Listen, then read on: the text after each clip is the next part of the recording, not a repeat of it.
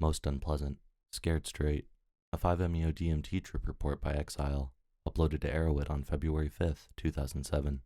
My experience with 5-MeO DMT marked the end of a long and exhausting year of drug experimentation.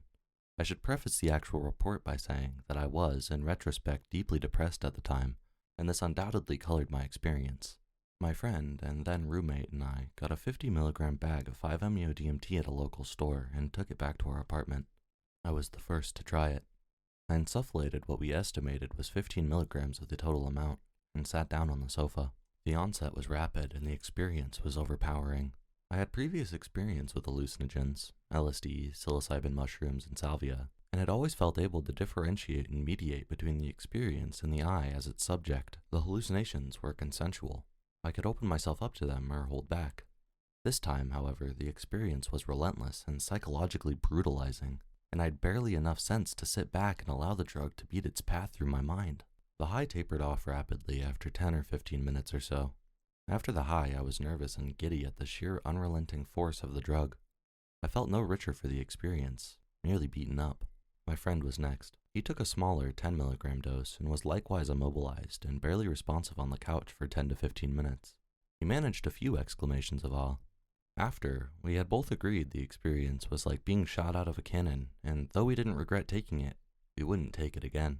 My friend retired to his room to sleep, and the night would have ended there were it not for some still inexplicable urge to go back and really brutalize myself. I insufflated most of the rest, 20 to 25 milligrams, and went to lie down in my bed. Almost immediately, my stomach felt most inauspicious, and I felt terror mount.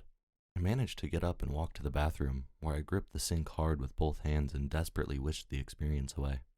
Then it started. I was unprepared.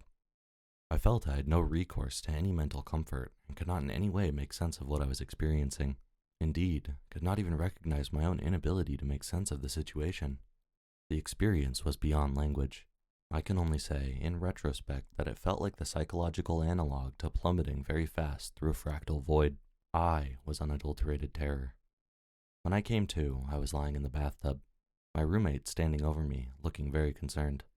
He was woken up by the sound of incoherent shouting, and found me in the bathtub, flailing violently.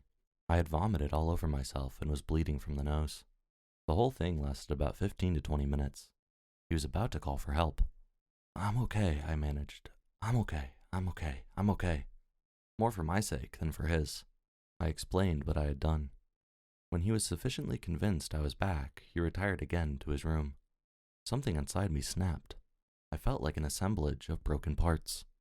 I took drugs maybe once or twice after that, neither significantly hallucinogenic, cocaine and heroin, both nasally and on different occasions. Since then, almost any significantly psychoactive drug, including so-called mild drugs like coffee and marijuana, caused me to feel distressed, even at small doses. As a result, I have avoided all but the rare alcoholic or caffeinated drink since. I suffer from frequent bouts of depression and anxiety. I don't know that I can link them to this 5-MeO experience, but I am certain that it didn't help. Anxiogenic Whiteout, a 5-MeO DMT trip report by Teratic, uploaded to Arrowhead on April 27th, 2014.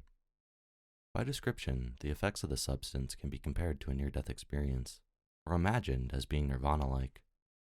During meditation, I had experienced things that sounded almost identical to what I had read from experience reports, and this is what got me interested in this tryptamine. But what I underwent was not what I expected. I even questioned if what I had received was actually 5-MeO DMT. However, reading the reports again helped me put things into perspective. During one of my initial trials, I worked my way up to 3.5 milligrams, where I was finally able to experience a heavy threshold, where the power of this substance was clearly evident. At 3,500 micrograms vaporized, I felt an overwhelming intoxication that is difficult to describe. Imagine experiencing post-orgasmic feelings with a mild panic attack, and that would be close to what I was feeling. It left me gasping and writhing around on my bed.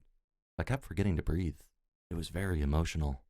The visual effects, on the other hand, were very minor, colorless distortions. The experience was over within a few minutes.